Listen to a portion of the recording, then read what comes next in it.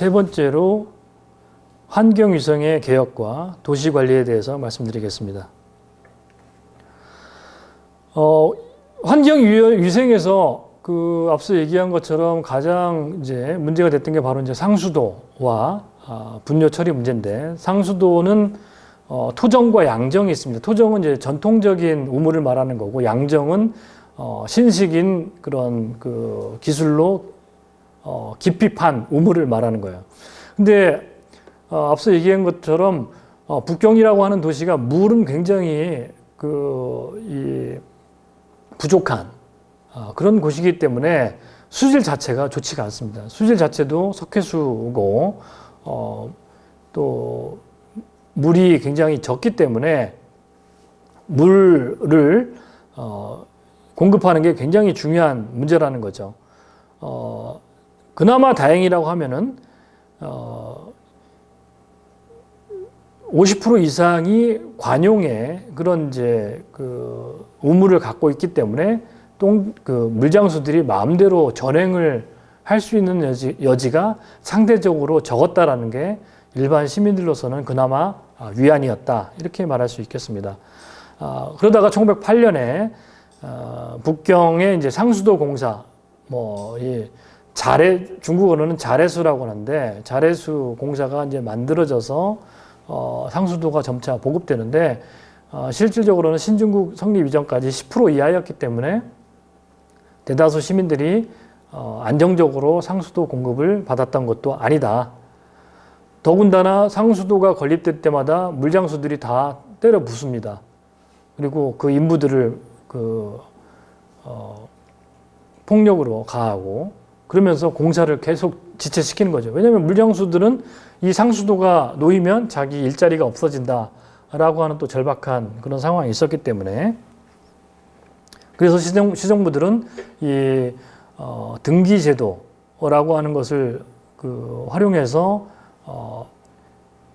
물장수의 수라든지 물장수들한테 이제 옷을 입히는 거죠. 그래서 멀리서 보면은 이제 옷의 색깔이나 번호만 보고도 누가 활동하고 있다라는 식으로 관리를 하는 겁니다. 마찬가지로 똥장수 역시도 그런 등기제도를 통해 가지고 인원이라든지 이런 것들을 관리해 나가려고 하는 게 기본적으로 이 시정부의 입장이었습니다. 그러나 여기에 대해서도 물장수나 똥장수들이 다 반대를 하죠. 뭔가 국가가 개입한다라는 거는 우리들의 일자리를 빼앗아 간다라고 하는 그 관념이 굉장히 강하기 때문에, 더더군다나 이제 분창주나 이런 상급에 있는 사람들이 그거를 더 계속 선전을 하죠.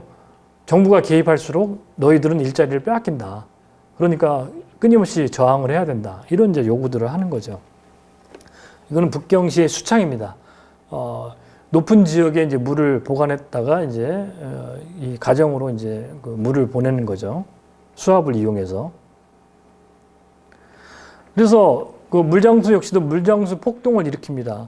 그래서 특히 이제 1920년대에 물장수들이 기물을 파괴하거나 인부들을 구타하거나 이런 사건들이 빈발을 하게 됩니다. 그런데 1930년대 중반 이후로는 오히려 이 물장수 폭동이 급감돼요. 오히려 30년대 중반이 되면 똥장수들은 엄청나게 또 이 반발을 하고 시정부의 개혁에 반대하는데, 물장수는 이미 30년대에 들어서면 한풀 꺾입니다. 아까 말씀드린 대로 이 우물 같은 경우에는 관이 많이 확보를 하고 있기 때문에 물장수들이 스트라이크를 일으켜도 큰 영향력을 미치지 못하는 거죠. 그러나 반대로 똥장수들의 스트라이크는 굉장히 영향력을 많이 일으킵니다. 왜냐하면 안 치우면 그만이기 때문에.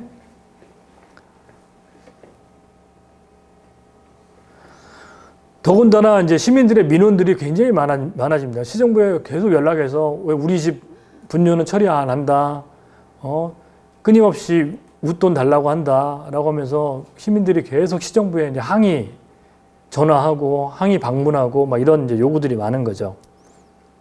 그리고 민국 초기에 1913년에 경사경찰청하고 1914년에 경도시정공조가 만들어져서 도시를 관리를 했다고 했는데, 이 당시에도 이 분뇨 처리 문제를 개혁을 하려고 했습니다. 그러나 이미 실패를 해요. 이 농장수들이 계속 반대하고 저항을 하는 거죠. 그러다가 1930년대에 와서 특히 이제 부평시 정부는 국가의료 하에서 강력한 이 국가의료를 진행하면서 환경위생에 대한 개혁을 목표로 했기 때문에, 그리고 이 분뇨 처리업은 개혁을 하면 할수록 돈이 되는 사업입니다. 왜냐하면 다 사유화됐잖아요. 사유화된 거를 정부가 정부 소속으로 귀속시키면은 엄청난 재원을 확보하게 됩니다. 그렇기 때문에 안정적으로 시정부의 재원을 확보할 수 있는 거기 때문에 개혁을 하면 할수록 시정부로는 이제 유리한 것이죠. 그래서 그 목표는 분뇨 창고를 관영한다. 관영을 한다는 것은 관이 이제 직접 운영한다라는 거죠. 그리고 그 분뇨 기구를 개량하고 또 똥장수의 전행을 단속하고 또 분차의 통행 시간을 제한하는. 왜냐하면 출퇴근 시간에 분차들이 돌아다니면 아무래도 뭐 냄새가 고약하니까 그런 시간들을 제약을 하는 거죠. 근데 이제 똥장수의 입장에서 보면은 자기가 일할 시간이 줄어들기 때문에 생존의 위협을 느끼는 겁니다. 똥장수들은. 그렇기 때문에 계속 모든 이슈들이 똥장수들이 저항을 할 수밖에 없는 그런 상황이 되는 거죠. 그래서 1934년에 이 시장이 이 당시 시장은 위알량이라고 하는 사람인데, 위알량은 이제 일본에서 유학하고 상해에서 공안국장을 했던 사람이에요. 그래서 북경에 와서 시장을 하게 되는데, 이 분뇨 처리를 개혁을 해야 되겠다 해서 공안국, 재정국, 사회국에 긴급 밀령을 내립니다. 그래서 이 개혁을 했을 때 무슨 문제가 있는지 의견을 달라라고 했더니, 재정국에서는 이 분뇨 채취구역 가격을 어떻게 산정하느냐, 그리고 이게 분뇨의 문제가 또 양과 질이 다릅니다. 내성구, 외성구가 교구가 있다고 했잖아요. 그러니까 모든 똥장수들이 원하는 건 내성구의 분뇨예요. 내성구의 분뇨는 이 양질의 분뇨입니다. 그러니까 이 고급 관료와 지식인층, 이 전문직인 사람들이 먹는 분뇨는 때깔도 곱고 양질의 비료로 바뀔 수 있는 건데, 일반 서민들이 먹는 일반 서민들의 분뇨는 굉장히 비료로서 가치도 떨어지는 거예요. 그러니까 분창에 이것을 팔 때도 가격이 큰 차이가 있게 됩니다. 그렇기 때문에 이 내성구의 고급 관료들이 사는 지역일수록 이 분뇨의 가치도 비싼 거죠. 그렇기 때문에 가격 산정에도 굉장히 어려움이 있는 거죠. 그러니까 뭐 일괄해서 내성구와 외성의 그 분뇨의 가격을 일괄해서 처리할 수가 없는 겁니다. 그런 문제가 있었고, 또 공안국은 이 똥장수들의 생계를 보장하지 않으면 이 사람들이 파업, 폭동을 일으켜서 문제를 일으킬 것이다. 사회 혼란을 가중시킨다. 그렇기 때문에 많은 문제가 있다. 또 사회국에서는 이들이 실업하게 되면 사회 문제를 일으키게 되고 이 고용 불안정 이런 문제들을 일으키기 때문에 분업개혁이 이론적으로는 굉장히 좋은데 실질적으로는 많은 문제를 야기할 것이다. 그런 이제 반대 의견을 제출하는 거죠. 반면에 위생국은 전혀 그렇지 않고 강력한 개혁 의지를 천명합니다. 그래서 이 분뇨 채취 구역인 분도라고 하는 거는 이거는 개인의 재산이 아니다. 그럼에도 불구하고 시정부가 일정 정도 보상금을 지급하겠다. 이거는 시정부 입장에서는 너무 착한 시정부인 거죠. 재산이 아닌 것을 자기 재산이라고 우기는 사람들한테 일정 정도 보상금을 주겠다는 거기 때문에. 그리고 분도 가치라고 하는 거는 이미 이제 거래 내역이란 게 다 있기 때문에 그 자체가 책정하는 게 어려운 건 아니다. 그리고 똥장수들은 공무원으로 고용할 생각이다. 일정 정도는. 근데 이제 문제가 있죠.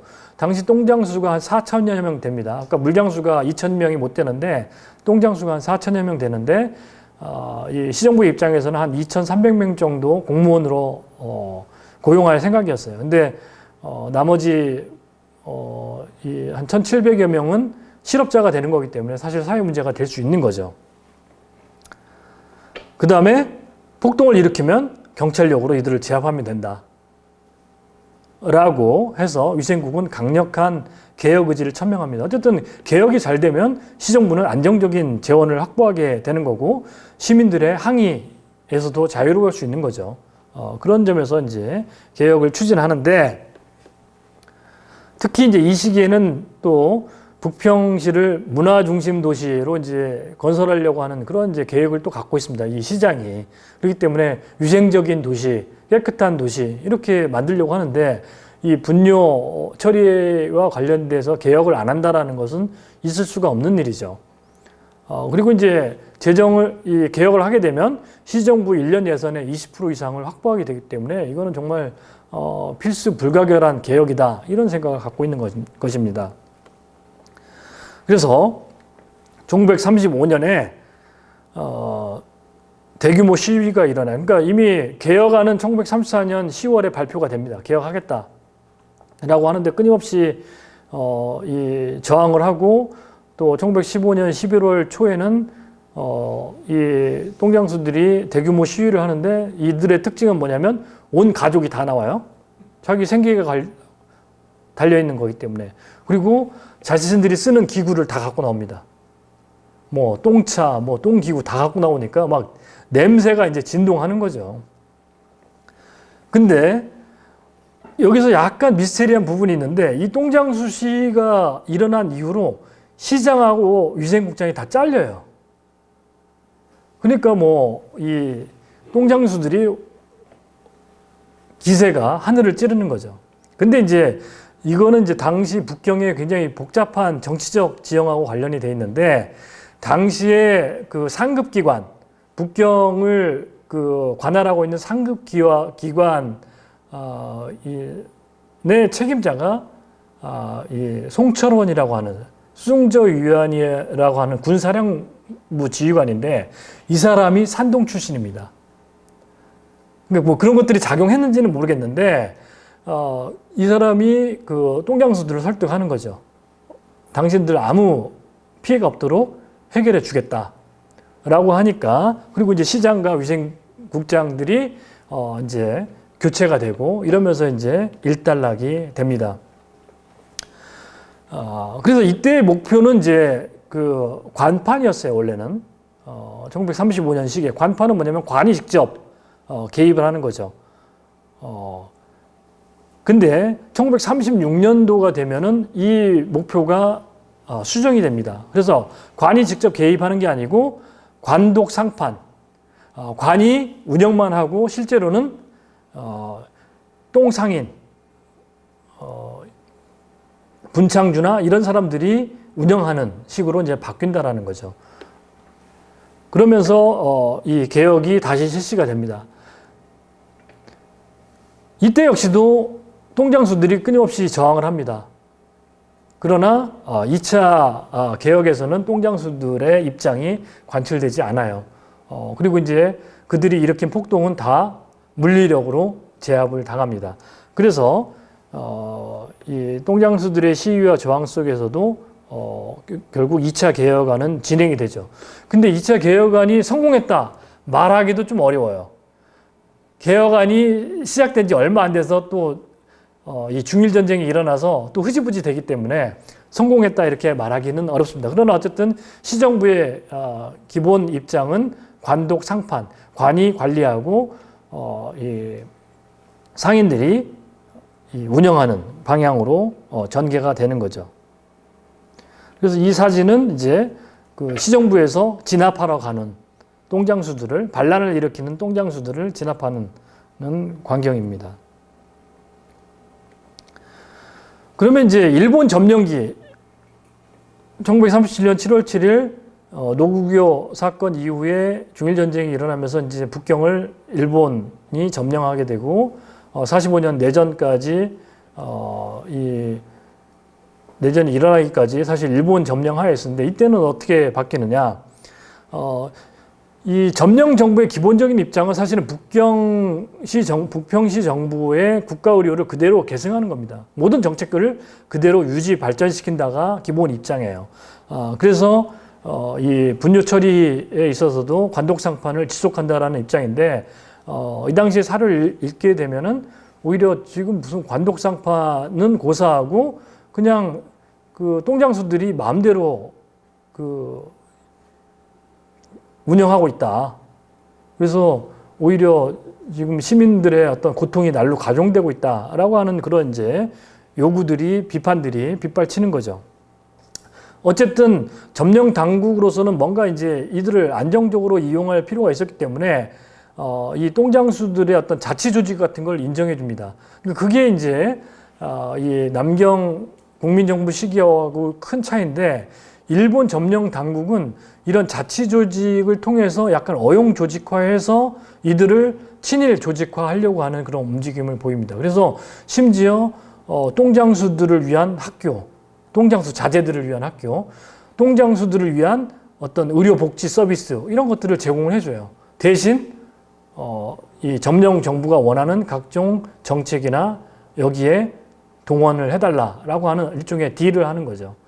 그러면서 이 똥장수들이 약간 어용화된다라고 이렇게 말할 수 있습니다. 그래서 우리가 흔히 생각할 때는 이 하층 노동자들이 혁명운동에 막 적극적으로 뭐 반일했을 것 같은데 실제적으로는 일본 점령 당국이 이들을 잘